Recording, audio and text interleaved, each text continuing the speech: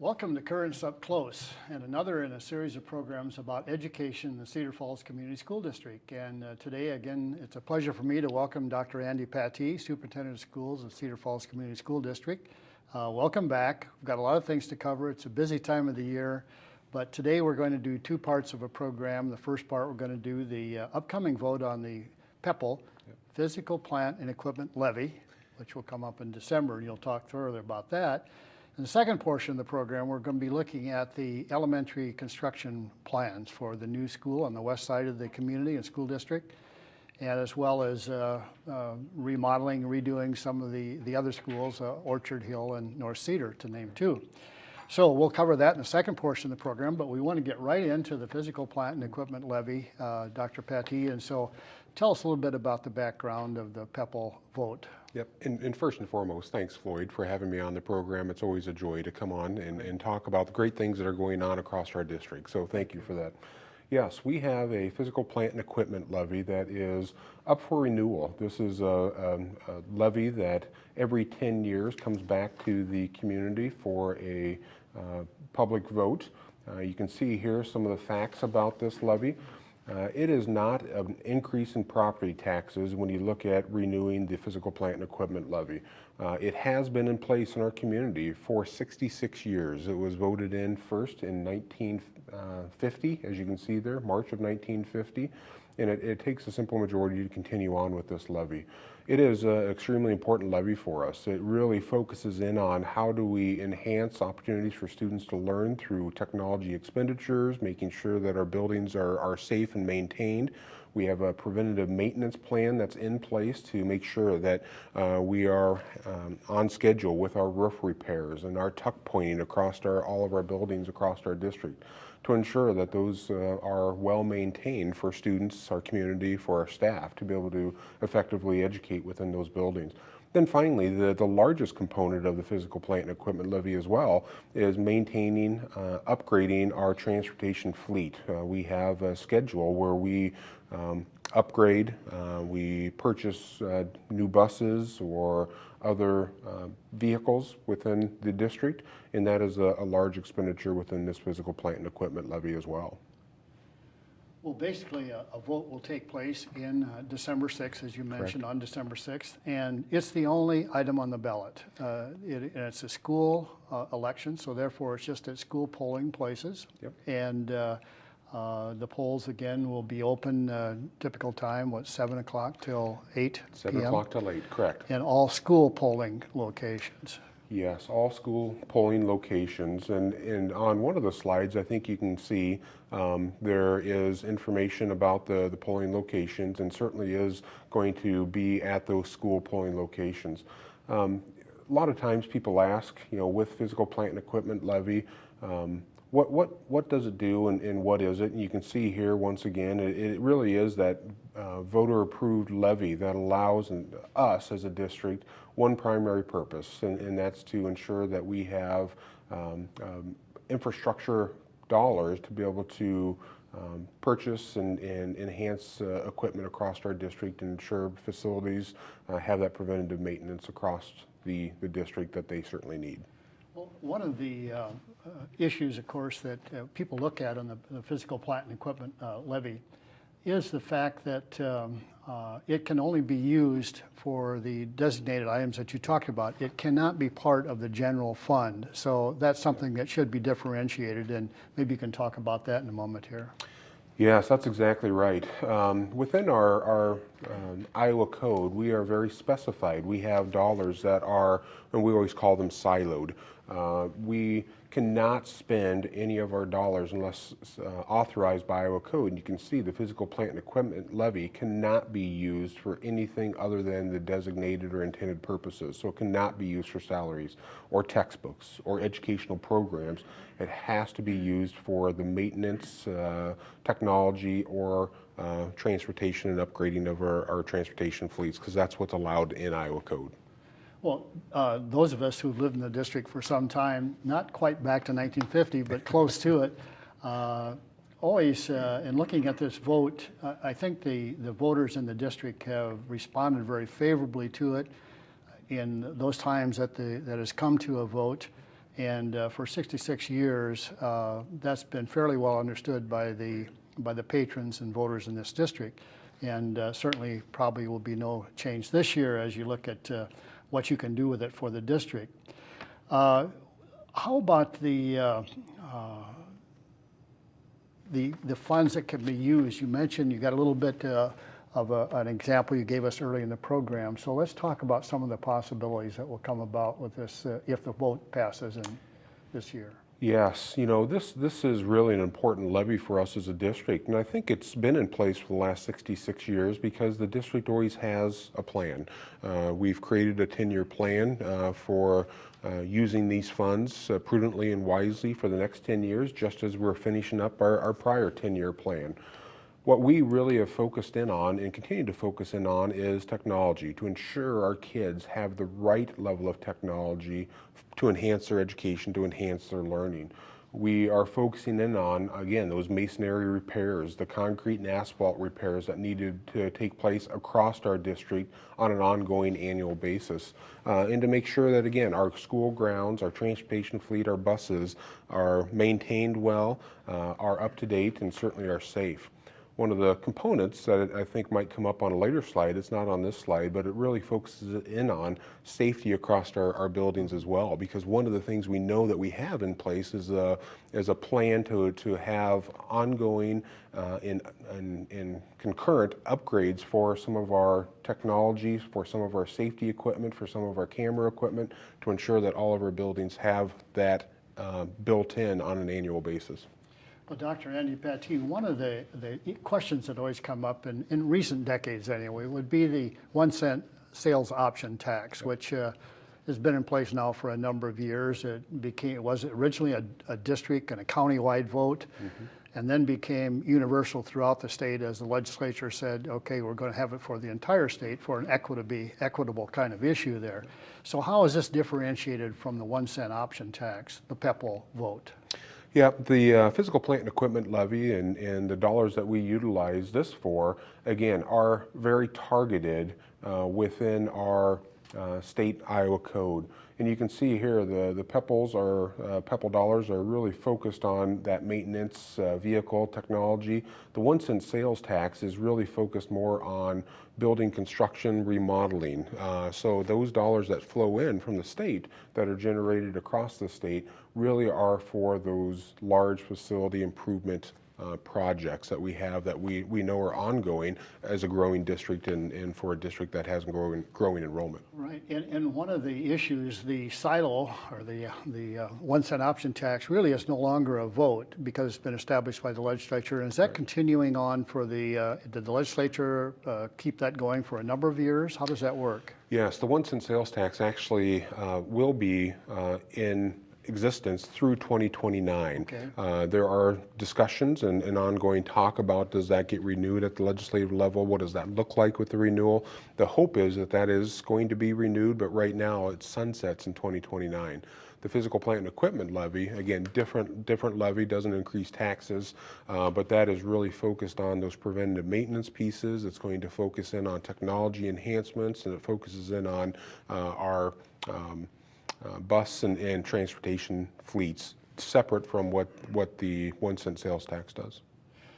While we're on that basis with the state 1 cent sales tax revenues, which are great for every district in the state of Iowa, the number of districts in Iowa that have the PPEL program and have had the PPEL since we started in 1950, do you know anything about the current status? How many districts would have it approximately?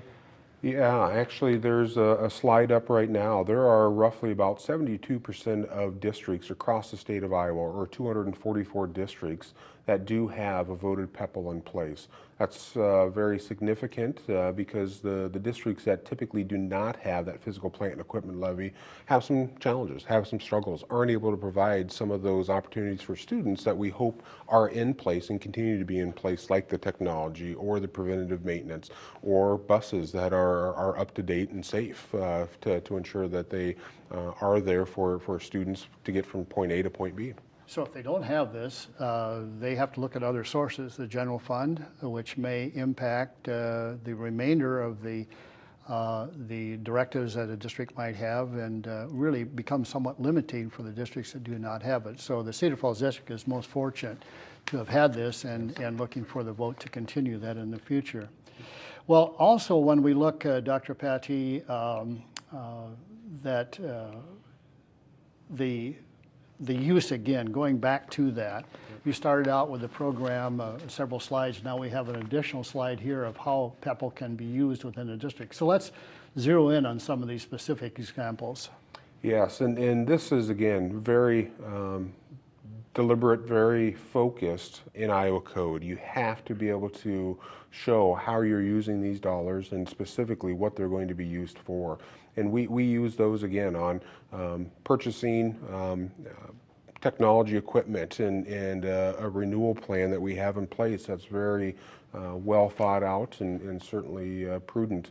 We focus in on how do we ensure that we have those preventative maintenance components in place when we look at all of our buildings, our life cycle cost to ensure that the buildings are well maintained, are safe, look attractive, and certainly are upgraded according to our planning and the needs that are in our buildings. And then finally, as you can see, we really focus in on how do we ensure that our maintenance fleet, our transportation fleets are upkept and maintained appropriately. There are some other uses you can use those for, but we again target on those specific three areas for our physical plant and equipment levy. Let's go back then and talk a little bit about the upcoming election, and then the district's plans been in place since 1950, and you vote at a polling place of the school district. We mentioned earlier, 7 a.m. to 8 p.m. only at district polling sites. And who can actually vote? And take us through that a little bit. Yes, this is open to any person, any registered voter, 18 years or older. A resident of the Cedar Falls Community School District can vote. Again, it's within those school polling places. One of the challenges that we have as a school district in the state of Iowa, we can only have elections every or 4 times per year, and that's a challenge. They don't align with the times you might have federal elections or even state elections, or even a school board election for Board of Education members. Exactly, they are pre-described or described to us in Iowa code, and they are very specified to say here are the dates and here are the times when you are able to have something like this on the ballot, and the time that we have is this December 6th. Before the break, let's talk a little bit about if the PPEL vote is renewed by the district voters and if it is not renewed. So let's talk about 2 scenarios there that might be addressed.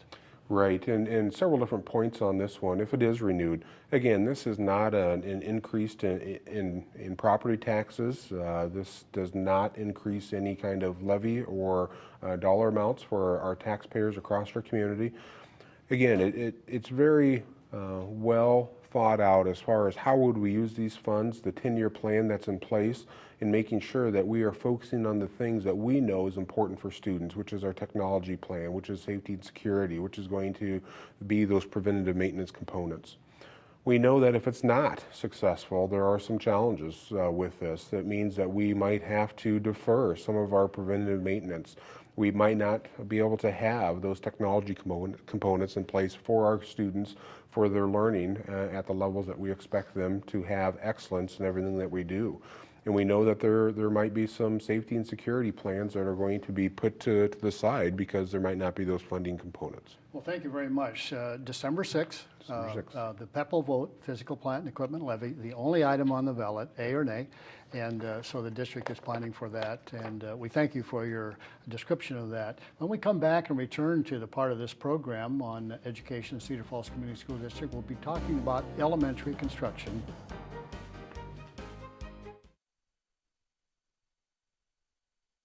Pretty much a good day for me would be people leaving their hands off of me.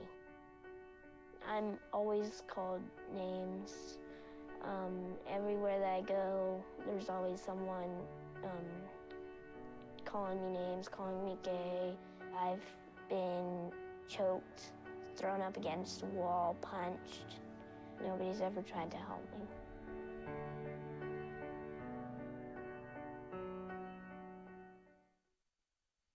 Welcome to Understood.org, a free online resource for parents of kids with learning and attention issues, with personalized recommendations, tools, and daily access to experts to help your child thrive. Understood.org, because understanding is everything. Okay, stand by.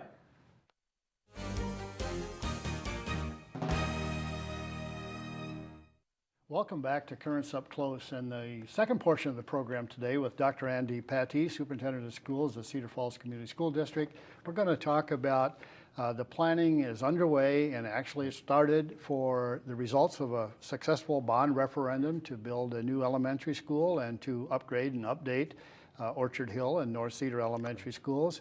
So the portion of this program, we're going to be talking about the progress that is planned right now and is occurring and will be occurring. So let's get right into it, Dr. Pattee, on the district approving the plan, the voters did, and look at some of the elements that are going on right now and in the future. Yes, and we can't thank our community enough for their support in allowing these projects to move forward. As we continue to grow, last year we gained about 144 students. This year we've gained 95 students. We continue to grow as a community school district, and that is so exciting. You can see on the screen that there were 3 projects, as Floyd talked about, that again, it's going to be the addition and renovation to North Cedar, the addition and renovation to Orchard Hill, as well as the brand new elementary that's going to be built in the southwest section of Cedar Falls out there off of Eric Road. Great. Well, we have just a lot of exciting things happening, and you've been planning with your plannings, the architects, the district, the facilities planning, and the Board of Education has looked at various options. So we've got some exciting schematic designs here that really will take us through and just explain a little bit about what's gone into this planning and what currently is existing. Yes, quite a bit of work, and that's been so exciting the last several months as we've gone through this process for a new elementary building. Here is kind of the site plan of the new elementary building. Just to the south of this is where the road that goes north and south goes into Eric Road, there in the southwest section of town. The north-south road that cuts into this property, you can see where the building would be at. To the west of that road is going to be City Park area. It's going to be green spaces and certainly going to be a great area for those neighbors as that area continues to grow. And then you can see that we have worked very diligently. We've worked with staff, we've worked with our design teams, we've worked with architects to make sure that we start planning very thoughtfully with this space to ensure that we have drop-off spaces, bus spaces, parking spaces for parents. We have areas where our early childhood students can be dropped off and have different entrances, because we want to make sure that we have the opportunity to provide not only great traffic flow, but a safe environment for everybody that comes, that works here, that comes to school here, that may visit this site, and as efficient as possible. Well, one of the important factors in elementary planning for several years, decades probably, in this district has been the joint cooperation with the City of Cedar Falls with parks. You mentioned that a little bit earlier. To put it in perspective, the school site plan will be about 20 acres and the city park will be about 20 acres. Is that correct? That is correct, and that's what's so exciting about this. We have jointly purchased the property. Half of it roughly is going to be city land, half of it's roughly going to be school land, and that's just a great opportunity to make sure that we think thoughtfully as we look at spaces. And as we go into the design development plan, I think we have some videos that will show us some slides along with that. So talk a little bit about the planning and maybe at the same time, what are the trends in facility planning? We like to talk about bricks and mortar, but the most important thing is what goes on in those classrooms and that school facility. That's exactly right, and you can see here the rough schematic, and we are looking at a 3-section building, which means that there'd be 3 sections for first grade, 3 sections for kindergarten, 3 sections for 5th, 6th grade. But we are providing an alternate to go to a 4-section just because of how quickly this area is growing and how many students are coming to our school district. We're excited because of the design development. This is really focused on collaborative teaming. We have each of our grade levels that are built into pods, into areas where they will be able to work collectively to be able to provide that efficient and really a seamless interventions for students, accelerations for students on what skills they may need in what areas of education they may need. And to me, this is a unique opportunity to provide something that's going to be really focused on how do we best focus on excellence for all kids based on their grade level, based on this kind of design plan. We have a couple of other areas to look at here, and here are some elevation levels, and maybe talk a little bit about that as you design. And there are some places that are higher in the building. Is that going to be a multi-story? Talk about that a little bit. Yes, this is a single story building. There are going to be some areas that are higher due to the fact of they will be gymnasiums and some cafeteria areas. There will be an area that, just because of how we are going to need some of our spaces for technology, some of the spaces for electrical, they will be added to a little bit higher areas just to make sure that we're not taking away educational spaces. But here you can see what those spaces could look like, what some of the plans are with the color schemes, and making sure that these spaces are going to test the time to make sure that they are going to be attractive, not only when they're first built, but 50 years down the road, that they are going to be really, really well maintained, and something that the district can be proud of, our community can be proud of for generations to come. And here is a kind of a artist design. It really does give you a good picture, and I think there's even a little bit of video here that would show you how, if you were up in a drone, or at least taking pictures from a drone or overhead shot. Tell us a little bit about some of those traffic areas that you were talking about earlier. Yes, and you can see here, this is just kind of a short schematic of what this could look like. Very exciting as it goes through. You can see the different areas and the separation where we hope to have parking and areas where people can come and visit. You can kind of see how it's subdivided out to ensure that we have not only spaces that are going to be great for education, but also those spaces that we need for areas where kids can go and play. It's going to be some of our areas where kids can have more of the green spaces where they can sit and be able to partner together. And it's going to be really just a unique design that's going to be really, again, positive for student learning, focused on excellence for all kids. Great. Well, we know that the board, administration, and staff really is taking a lot of time in planning and designing this, and we've got a timeline that you've really followed very specifically, and let's talk about some of those categories, and we can explain these projects further. Yes, we have some timelines that are pretty well specified, and knowing that there are going to be 3 major projects that are going to be we're working on all at the same time. And you can see, number one, the hope is that we have these bid out for not only the new elementary, but also the 2 additions and remodels sometime in this spring of 2017. We do know that the project that's going to take the longest to be able to complete is going to be North Cedar. And that's not due to anything other than the fact that that is the most complicated project because of the amount of space that we have available. We are going to have to add on, then we're going to have to move students, and we're going to have to tear part of the building down, then we're going to have to move students, and we're going to have to add on and remodel another section of the building. So it has to come down to timeliness, and ensuring the timeliness is done appropriately, which means it's going to be a little bit longer in scope. But you can see the timelines for the other projects that we have. Well, as we speak, as we're doing this program, actually the first timeline was met. The board approved the grading plans, and grading is underway. You can actually see some physical evidence of what's going on in that site development.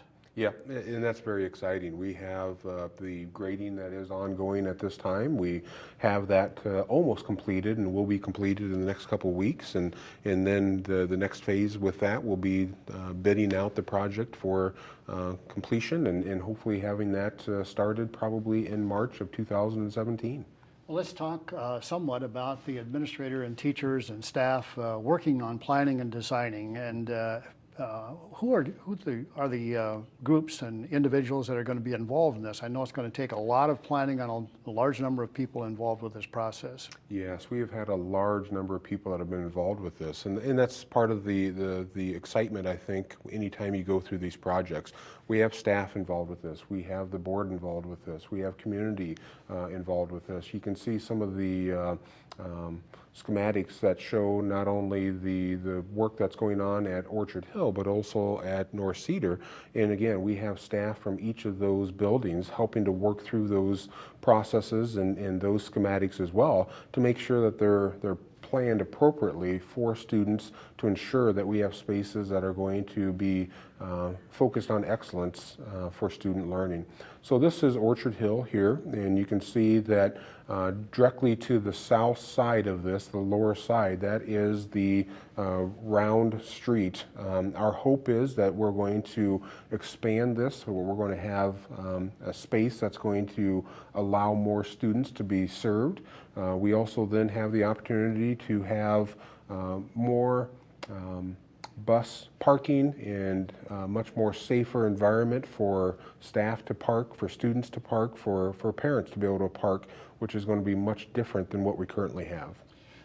Dr. Pattee, let's talk about the bidding process and how does that, does the Board of Education get involved in that, and what's your timeline on this? Yes, that is something that happens where we are going to have our design team, our school board, as well as multiple teacher groups that get together. They will finalize the potential final schematics, and then we will have that be bid. It's a public bidding process where hopefully we'll have multiple groups that will bid out the for each of those three large projects, and the lowest responsible bid will then be the group that moves forward to be able to build out those three projects. As we're talking about this entire process, there are three portions and three projects involved with it. It's obvious to people that as they see the site development at the new West Side School District, but ongoing will be the remodeling projects, and so that's going to be really a kind of maybe a detailed planning effort on the part of everybody involved. So talk about that somewhat. Yes, it's pretty extensive. It takes a large amount of time, and certainly we want to make sure that we take the time, have multiple people involved with this, because it's very important to be able to make sure that we provide excellence for kids with the right framework in place for these three large projects. And certainly we're taking the time and being very prudent to make sure that this is going to be efficient for the future. Well, thank you so much, Dr. Andy Pattee, Superintendent of Cedar Falls Community School District, for sharing that information with us about these very exciting times coming up in the future with a new school and remodeling and reorganizing Orchard Hill Elementary School and North Cedar Elementary School. And it's going to be a lot of work, but the results are going to be very gratifying when they're completed. So thanks again for sharing that with us. And we'll be coming back in future programs giving updates to this entire process. So with that, we thank Dr. Andy Pattee, Superintendent of Schools, Cedar Falls Community School District, for sharing that information with us.